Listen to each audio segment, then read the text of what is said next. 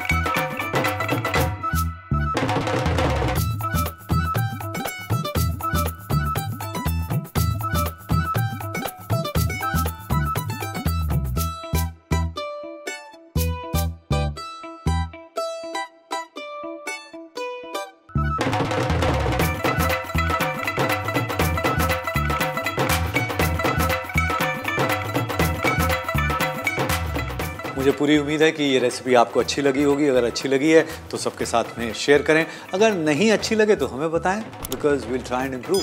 That's what we want to do. We want to make sure that we add more smiles in your life with our recipes. Thank you for watching.